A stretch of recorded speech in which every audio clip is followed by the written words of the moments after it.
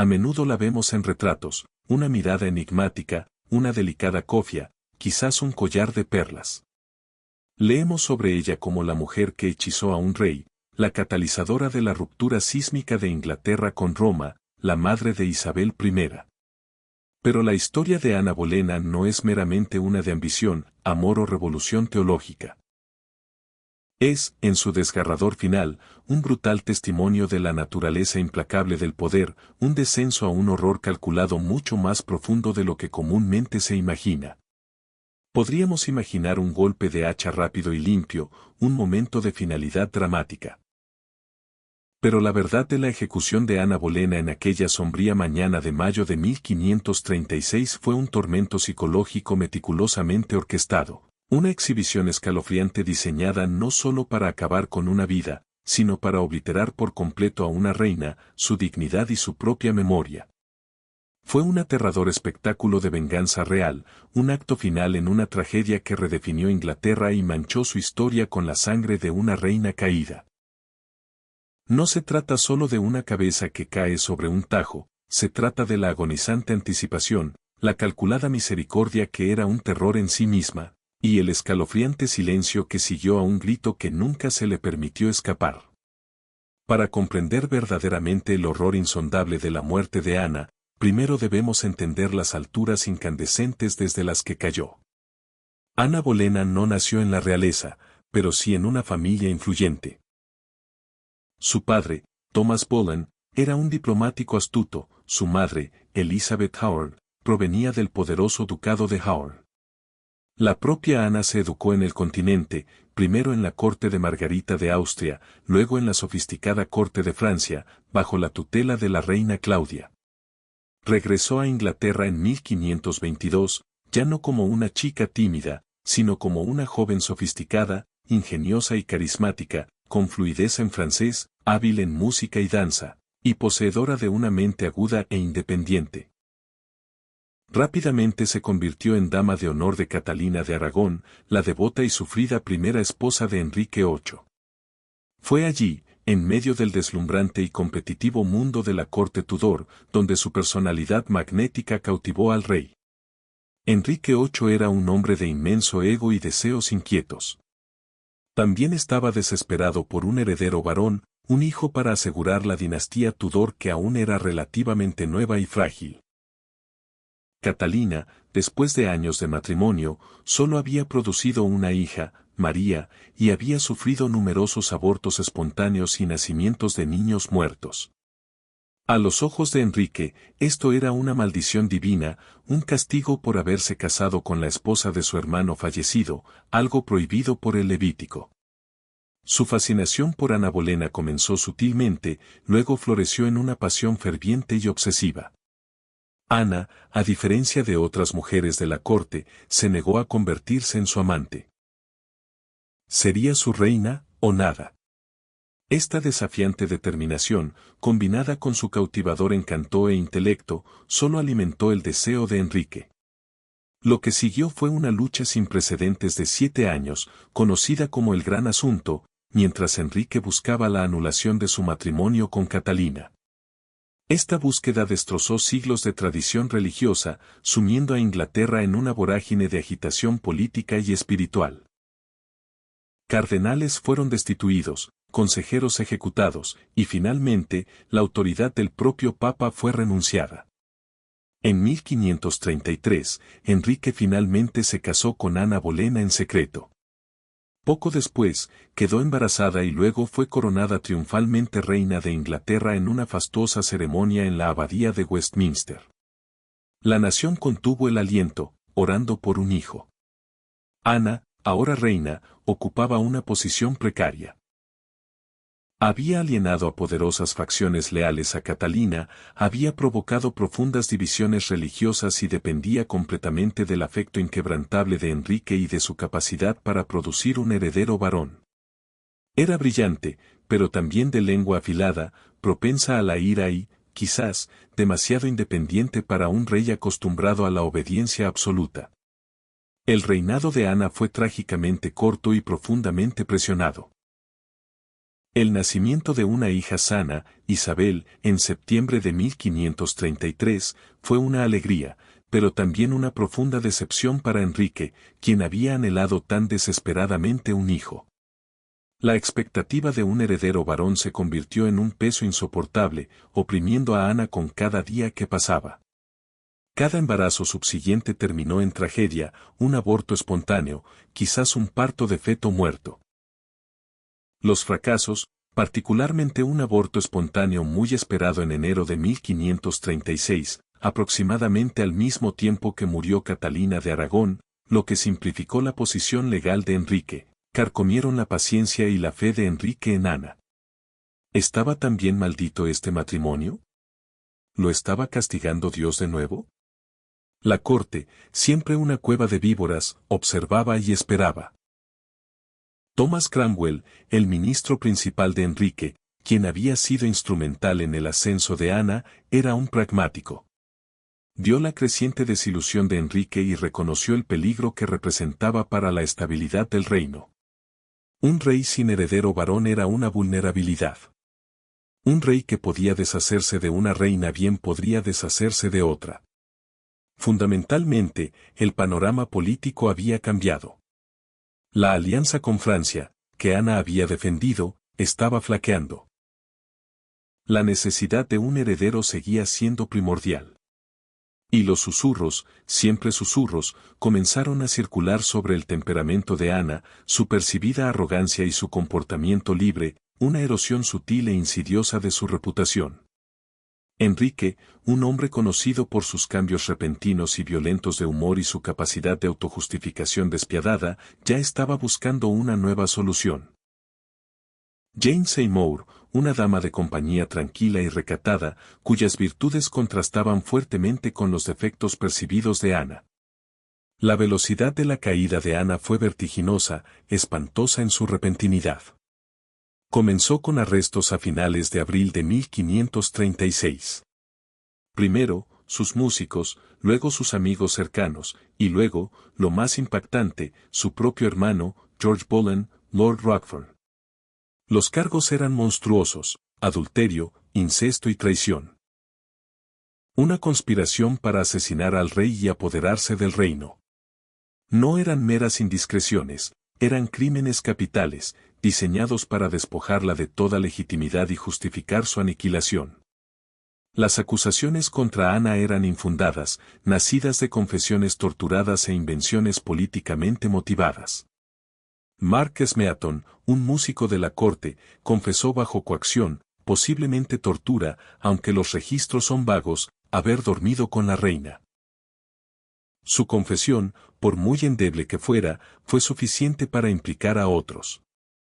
Sir Henry Norris, Sir Francis Weston, William Brereton, prominentes caballeros de la Cámara Privada, fueron todos acusados de relaciones ilícitas con la reina. Lo más escalofriante es que su propio hermano, George Boleyn, Lord Rochford, fue acusado de incesto con ella.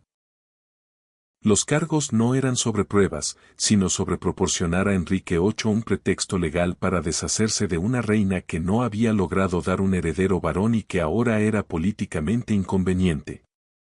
El 2 de mayo de 1536, Ana Bolena fue arrestada y llevada en barcaza a la Torre de Londres. La misma fortaleza por la que había pasado en triunfo para su coronación apenas 3 años antes, se convirtió ahora en su prisión, un símbolo sombrío y ominoso de su espectacular caída. Entró por la puerta de los traidores, el arco por el que habían pasado tantos condenados de Inglaterra. El simbolismo era dolorosamente claro. Su reacción inicial, según lo registrado por quienes la atendían, fue de asombro y incredulidad desconcertados. No es así, se dice que exclamó, incapaz de comprender las monstruosas acusaciones. Rápidamente cayó en ataques de risa histérica y llanto, salpicados por momentos de escalofriante lucidez y afirmaciones desafiantes de su inocencia. Pidió detalles específicos de los cargos, ansiosa por demostrar su absurdo, pero sus preguntas fueron respondidas con evasivas. La crueldad no residía solo en las falsas acusaciones, sino en la tortura psicológica de ser mantenida en una agonizante incertidumbre, sabiendo que su vida pendía de un hilo, y aún así, completamente impotente. Su juicio comenzó el 15 de mayo, apenas 2 semanas después de su arresto. Fue un juicio simulado, un espectáculo predeterminado de justicia. Fue juzgada por un panel de sus pares, presidido por su propio tío, Thomas Howard, duque de Norfolk, un hombre conocido por su crueldad y su lealtad al rey por encima de todo. Este no era un juicio diseñado para descubrir la verdad, sino para legitimar un veredicto ya decidido por Enrique VIII. La evidencia presentada fue circunstancial, basada en chismes endebles y la confesión de Mark Smithson, la cual él retractó más tarde en el cadalso, momentos antes de su propia ejecución. El cargo de incesto, en particular, fue considerado impactante y absurdo por muchos en ese momento, lo que indicaba la desesperación de sus acusadores. A pesar de las desventajas, Ana se defendió con notable elocuencia y compostura, desafiando la lógica de sus acusadores, cuestionando el momento y la naturaleza de los supuestos delitos. Lo negó todo, manteniendo firmemente su inocencia. Sin embargo, fue inútil. La voluntad del rey era la ley, y el veredicto era una conclusión inevitable. Fue declarada culpable de todos los cargos. La sentencia por traición era bárbara. Para los hombres, era la horca, el arrastramiento y el descuartizamiento, una exhibición pública prolongada y agonizante. Para las mujeres, era la quema en la hoguera, una muerte lenta y agonizante. Este fue el destino pronunciado sobre Ana Bolena. Imagina el terror de escuchar una sentencia así, la idea de las llamas consumiendo tu carne, la agonía prolongada antes del olvido. Pero entonces llegó la misericordia de Enrique VIII. Debido a su antiguo estatus de reina, conmutó la sentencia de quema a decapitación. En la superficie, esto podría parecer un pequeño acto de clemencia. Pero fue en esta misericordia donde residió verdaderamente el horror único de la ejecución de Ana. La decapitación, aunque más rápida que la quema, seguía siendo un asunto brutal y a menudo desordenado con un hacha. Los verdugos ingleses eran típicamente poco hábiles y a menudo se necesitaban múltiples golpes, prolongando la agonía del condenado y el horror de la multitud. Para Ana, sin embargo, Enrique fue un paso más allá. Ordenó un especialista. Mandó llamar a un espadachín de Calais, un maestro en su oficio, reconocido por su velocidad y precisión con una gran espada a 2 manos. Esta fue una misericordia diseñada para el beneficio de Enrique, no realmente para Ana. Estaba destinada a asegurar una muerte limpia y rápida para una reina, evitando cualquier espectáculo desordenado que pudiera manchar aún más su reputación o generar simpatía. Pero para Ana, significaba un tipo diferente de terror. La visión de un espadachín, una figura ajena a la ejecución inglesa, añadió una escalofriante novedad a su muerte inminente. Señalaba una precisión deliberada, casi quirúrgica, en su aniquilación. El hacha era tosca. La espada era afilada, precisa y absolutamente definitiva. El día de la ejecución se fijó para el viernes 19 de mayo de 1536. El escenario era un cadalso especialmente erigido en Tower Hill, dentro de los muros de la Torre de Londres, pero visible para una multitud selecta y autorizada de nobles, embajadores extranjeros y funcionarios de la ciudad. El público fue mayormente excluido, una señal de que Enrique quería que esta ejecución en particular fuera contenida, controlada y ejecutada con la máxima eficiencia. Ana Bolena llegó al cadalso con una compostura inquietante. Vestida con un traje de damasco gris oscuro o negro, ribeteado con carmesí, sobre una saya carmesí, una elección sobria y solemne, subió los escalones con paso firme. Su cabello oscuro estaba prolijamente recogido bajo su cofia, adornado con un simple gorro de lino blanco. Su comportamiento, según relatos de testigos oculares, era notablemente sereno, incluso alegre por momentos. Esta compostura no nació de la indiferencia, sino de una inmensa fuerza interior y una comprensión de la teatralidad que se le exigía. Estaba decidida a morir con dignidad, a proteger la legitimidad de su hija Isabel y a negar a sus enemigos la satisfacción de verla quebrarse. Se dirigió a la multitud reunida, con voz clara y firme. Su discurso fue una obra maestra de ambigüedad cuidadosa, diseñado para navegar las traicioneras aguas de la autoconservación y la sutil desafío. No admitió explícitamente su culpabilidad, ni la negó directamente. Habló con una extraña mezcla de sumisión y protesta silenciosa: buenas gentes cristianas, he venido aquí para morir, porque según la ley, y por la ley soy juzgada a morir, y por lo tanto no diré nada en contra de ella. Ruego a Dios que salve al rey y le conceda un largo reinado sobre vosotros, porque nunca hubo un príncipe más amable ni más misericordioso, y para mí él fue siempre un buen, un amable y soberano Señor. Y si alguna persona quiere entrometerse en mi causa, les pido que juzguen lo mejor. Sus palabras fueron cuidadosamente elegidas. Según la ley, y por la ley soy juzgada a morir, no significaba soy culpable, sino más bien, el proceso legal me encontró culpable. Su alabanza al rey, llamándolo un señor gentil y soberano, fue una actuación necesaria para asegurar la seguridad de su hija. Si ella lo hubiera desafiado abiertamente, el futuro de Isabel se habría visto en peligro. Si alguna persona quiere entrometerse en mi causa, les pido que juzguen lo mejor, fue su sutil súplica a la historia, una velada afirmación de su inocencia, confiando en que el tiempo revelaría la verdad. Después de su discurso, se arrodilló, diciendo: a Cristo encomiendo mi alma. Sus ojos fueron entonces vendados con una tela de seda. Este fue otro acto inusual de misericordia por parte de Enrique. Normalmente, el condenado sería vendado por el verdugo, o su cabeza sería colocada en el tajo. A Ana se le evitó ese último y íntimo contacto con su asesino. Esperó, con la cabeza inclinada. El silencio debió ser agonizante.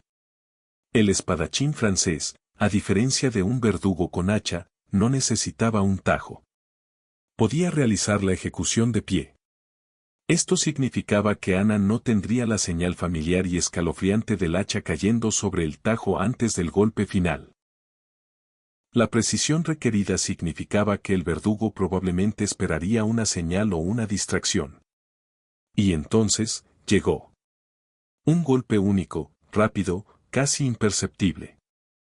El espadachín era tan hábil que, según algunos relatos, utilizó una treta. Mientras Ana estaba arrodillada, esperando la hoja, supuestamente pidió su espada, desviando ligeramente su atención.